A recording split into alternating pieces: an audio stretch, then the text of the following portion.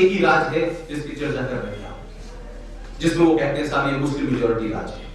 उसकी दो घटना आपको बताता हूं।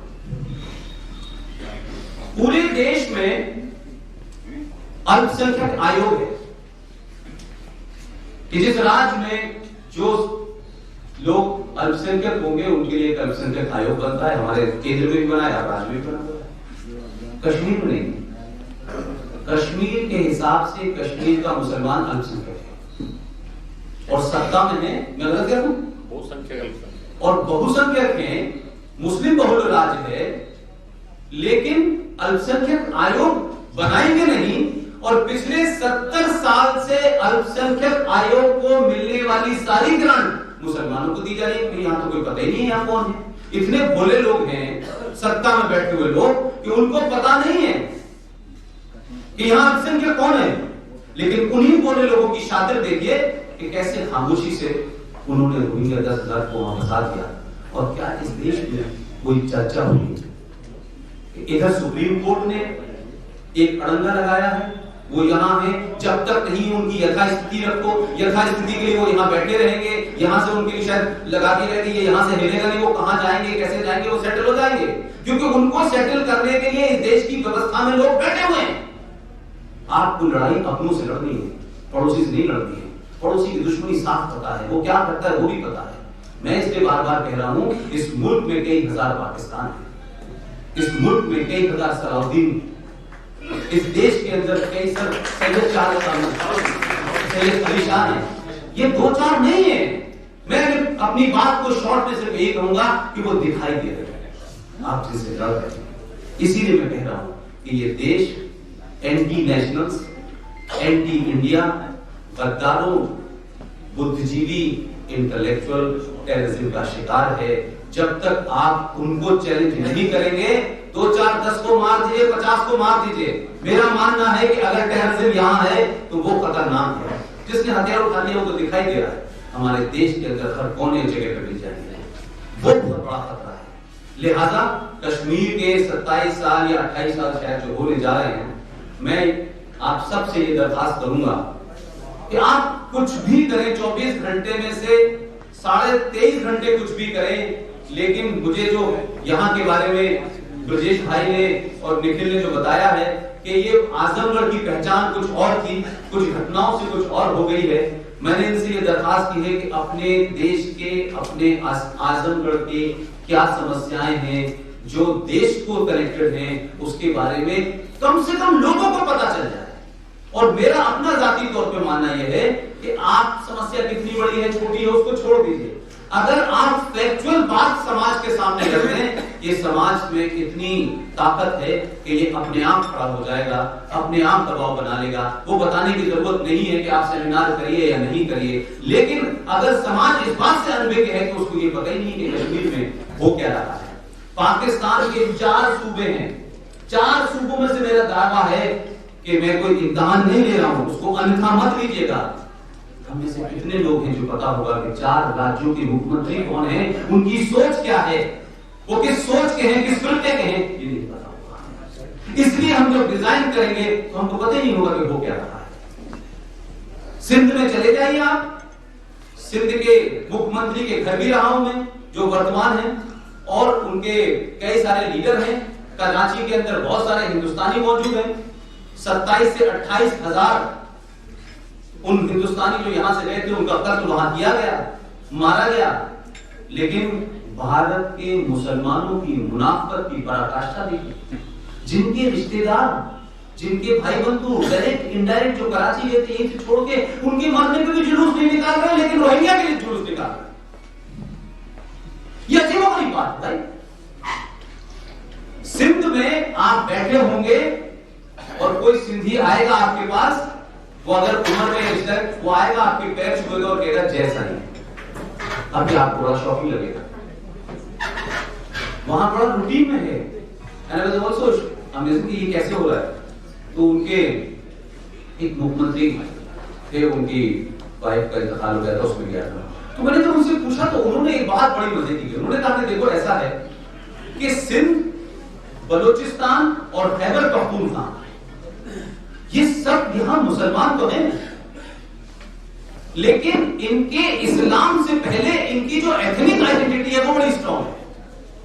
लिहाजा ये जय साईं कहने से इनका इस्लाम खतरे में नहीं पड़ता है, और वो हमारे लिए ज्यादा प्राइड की बात है। ठीक है, नमाज पढ़ते वक्त हमें इस्लाम याद आता है, यही स्थिति पेशावर में है। और बलूचिस्तान का तो आपको पता ही है कि वहां स्थिति क्या है। हमारे खैबर पख्तूनख्वा के बहुत सारे साथी कहते हैं कि काश हमारा बॉर्डर बांग्लादेश की तरह हिंदुस्तान से लगा होता तो हम इस जलालत की जिंदगी से कब के बरी हो चुके होते, लेकिन हम उन चीजों को क्या नहीं। आप पाकिस्तान के बारे में 6 महीने तक सिर्फ ऐसे मान लीजिए कि बचपन में दो दोस्तों में कुट्टी हो जाती है, 6 महीने तक अगर आप नहीं बोलेंगे ना कुछ भी, पाकिस्तान में खाना जंगी होगी, खाना जंगी, लोग सड़कों पे मारेंगे। 7-7 महीने की तनख्वाह सरकार के पास पैसा नहीं है देने के लिए, 7-7 महीने की तनख्वाह का पैसा नहीं है।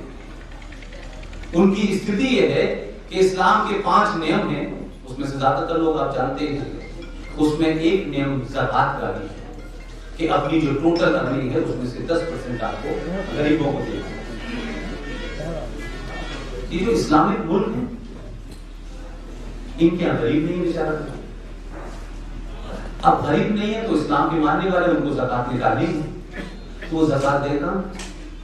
तो पूरे इस्लामिक मुल्कों को एक ही कूड़ा घर नजर आता है जिसका नाम है पाकिस्तान, वो वहां डाल देते हैं। तो ज़कात भी डालते हैं और ईद बकरा ईद की खान भी डालते हैं।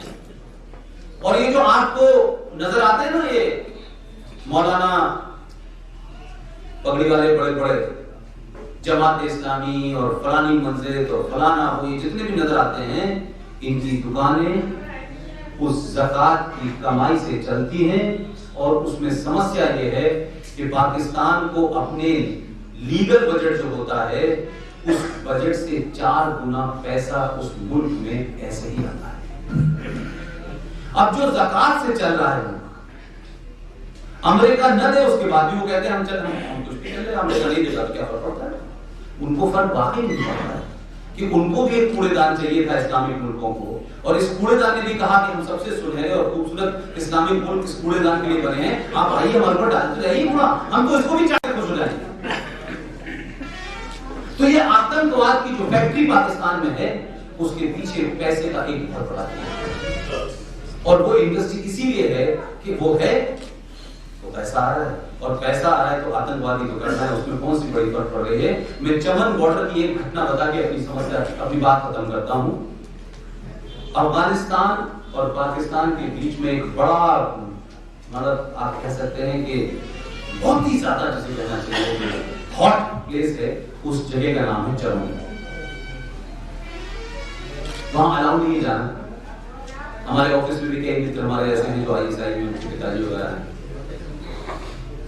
तो जिस सरबजीत की मौत हो गई, उस सरबजीत की मौत से 1 महीने पहले मैं मिल गया था। जिन पाकिस्तानियों ने ये जो एक जहाज आपका हाईजैक किया था, IC-18 अमृतसर से वहां गया था, वो तीनों कंधार वाला, वो तीनों हाईजैकर कराची की एक मस्जिद में नमाज पढ़ते हैं, और उनके ऊपर एक ISI का इंस्पेक्टर रखा हुआ है कि ये वहां से बाहर नहीं जाने चाहिए।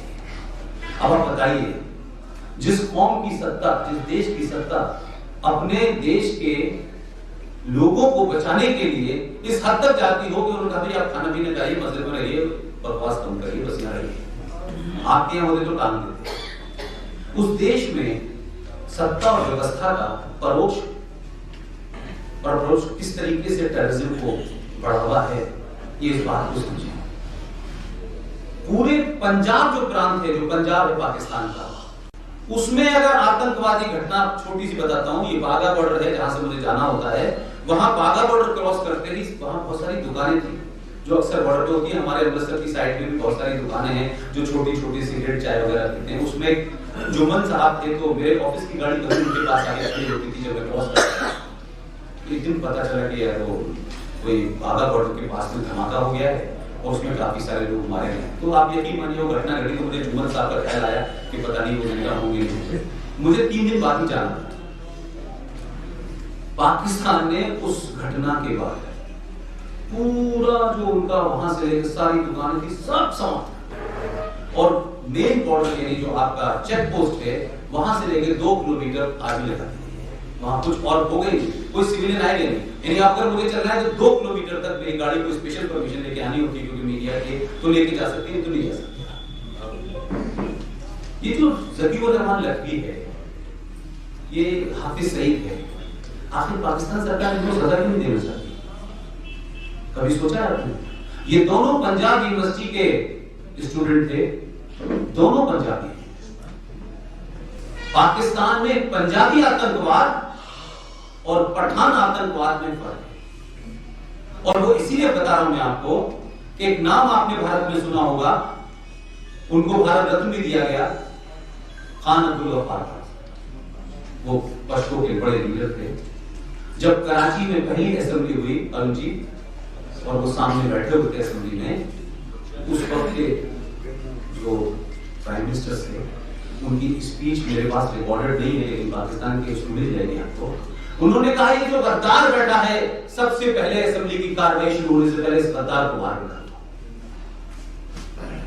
और वो दिन सोचिए और आज का दिन सोचिए कि आपको याद होगा कि ज़ियाउल हक के जमाने में जब रशियन फोर्सेस अफगानिस्तान में आई थी और वहां एक पूरा ट्रेंड खड़ा किया अमेरिका की मदद से कि भाई ये तालिबान को पैदा किया जाए।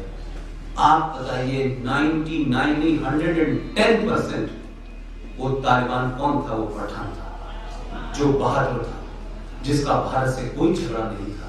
उन पे आरोप ये है कि ये प्रो इंडिया लोग हैं, ये भारत के साथ अच्छे रिश्ते रखते हैं। उन लोगों के बच्चों को, 14 साल के बच्चे को, 10 साल के बच्चे को एक 3500 की एक बेल्ट आती है, वो आप में से किसी ने नहीं दी। भारत के रुपए की कीमत हमारे 6 रुपए या 6.5 रुपए उनके 10 रुपए के बराबर है। 3500 की वो बेल्ट मैंने अपनी आंखों से देखी है। वो बेल्ट बच्चे को पहनाई जाती है, चमन में जो मस्जिद है उसमें पूरी नमाज पढ़ते हैं, और बाकायदा ये अनाउंसमेंट होता है, फलाने जनाब बंद फलाने फला जगह के रहने वाले अल्लाह की राह में खुशखत हमले के लिए सरहद पार जा रहे हैं, आमीन होता है। और उस बच्चे को कंधों पे बिठा के गेंदे की बालों की पूरा पहना के बाद जाते हैं और बॉर्डर पे छोड़ देते हैं, और वो बटन ऑन कर देते हैं, सिर्फ वो बच्चे को हाथ लगाना होता है, और वो जाता है, वो उसको कहां फटना है कहां नहीं फटना है उसको नहीं पता। ये जो अक्सर आप सुनते हैं 10 लोग उड़ गए, 5 लोग उड़ गए, ये 10 साल के उस बच्चे को इस्तेमाल करते हैं, क्योंकि उस पठान के बच्चे से नफरत है। लेकिन हाफिज सईद को बचाने के लिए पाकिस्तान का प्राइम मिनिस्टर असेंबली के बाहर भी बयान देता है कि उनके ऊपर तो हाफिज साहब के ऊपर तो कोई आरोप ही नहीं है। तो पंजाबी आतंकवादी फौज का दमाद है, इसलिए 27,000 मुसलमानों के मरने के बाद कराची में कोई ये पूछता नहीं है क्या इतने बड़ी संख्या में लोगों को मारा जा रहा है, किसी के पेट में दर्द नहीं होता। पूरे खैबर पख्तूनख्वा को आपने बर्बाद कर दिया, और बलूचिस्तान की कहानी किसको नहीं पता कि पूरे पाकिस्तान का जो ज्योग्राफिया है, पूरे पाकिस्तान का, उस जमीन का सिर्फ 48% हिस्सा जो है वो बलूचिस्तान एक राज्य के पास है, लेकिन पॉपुलेशन सिर्फ 5% है। और वहां जिस तरीके से मारा जाता है आप इमेजिन नहीं कर सकते, क्योंकि हमारी संस्कृति में उस किस्म की विवश चीजों को आप सोच नहीं सकते।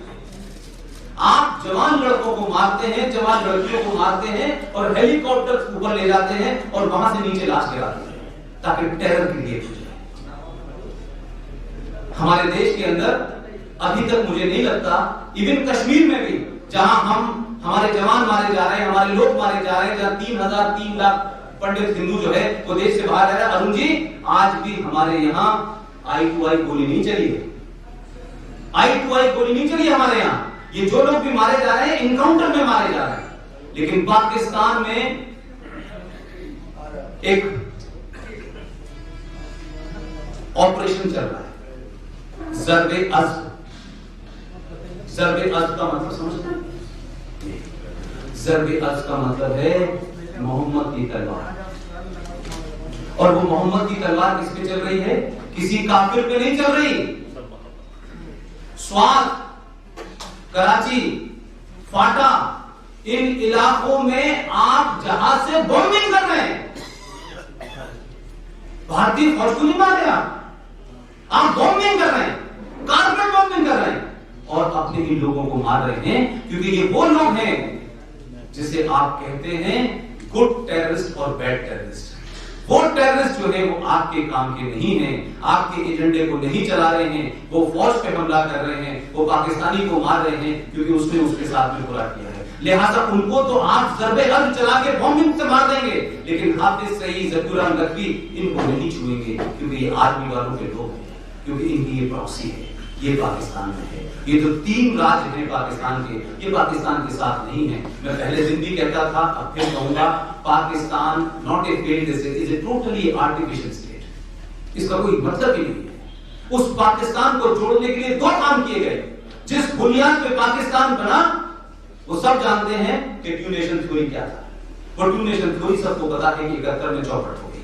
सबको पता है कि इस्लाम के नाम पे जब मुल्क बना तो बांग्लादेश किस तरीके से क्यों अलग हुआ। ये सबको पता है कि पंजाबियों के डोमिनेशन ने एक बंगाली की जीत को स्वीकार नहीं किया और उसको सत्ता देने से मना कर दिया, और उसके बाद आंदोलन हुआ और ईस्ट पाकिस्तान जो है वो बांग्लादेश बन गया।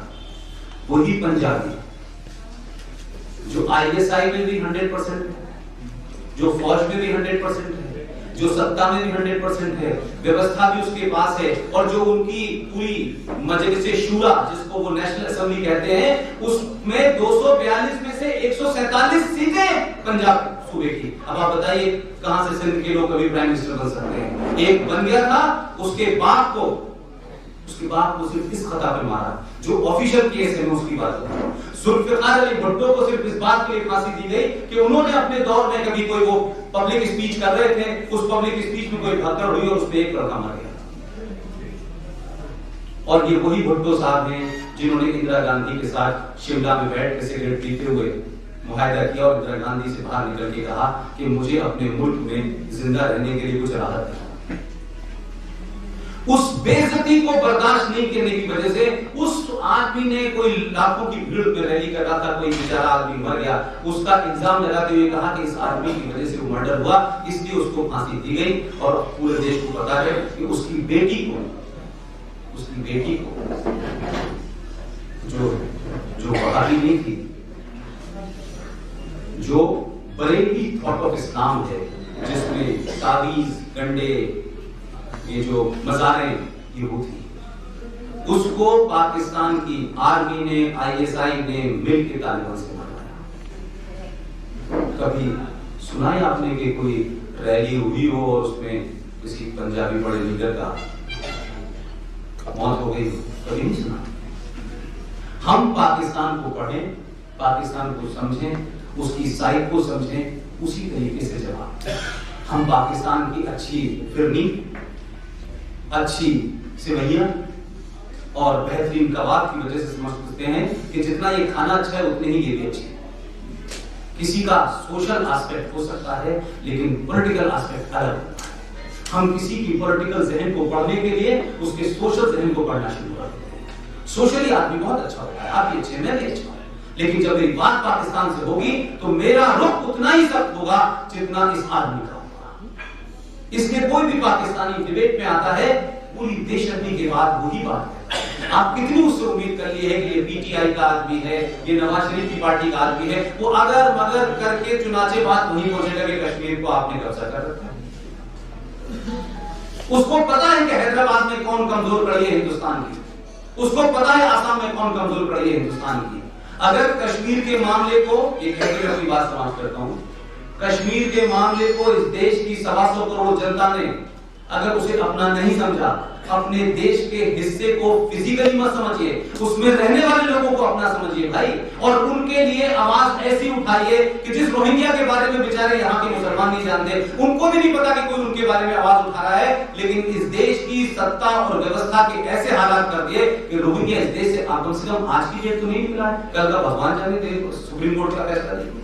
लेकिन जिस दिन आप ये तय कर लेंगे कि कश्मीरी पंडितों के लिए पूरे देश में ये माहौल हो जाए कि लोगों को लगे कि इस देश का हिंदू जो है उस हिंदू के लिए चिंतित है, जो हमारे बीच में, अपने ही देश में, ये दुनिया का ऐसा मुल्क है कि जहां अपने ही देश के लोग जो हैं एक शरणार्थी की स्थिति में रह रहे हैं और उनकी बात को फैला नहीं पा रहे हैं, उस पर दबाव नहीं बना पा रहे हैं। आपकी चुप्पी से इस देश के मुट्ठी भर लोग जो हैं वो आपको डराते हैं और आप डर जाते हैं।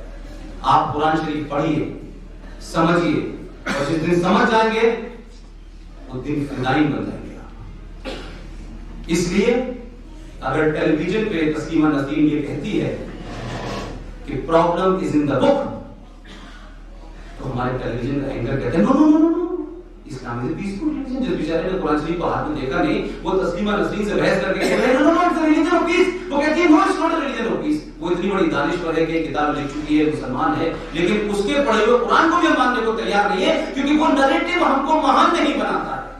क्योंकि नैरेटिव में हमको महान बनना है। नहीं नहीं नहीं, वो भी पीस है, ये भी पीस है, फलाना पीस है, ढमाका पीस। अरे सच को सच कहो, उसमें पीस का क्या मतलब भाई?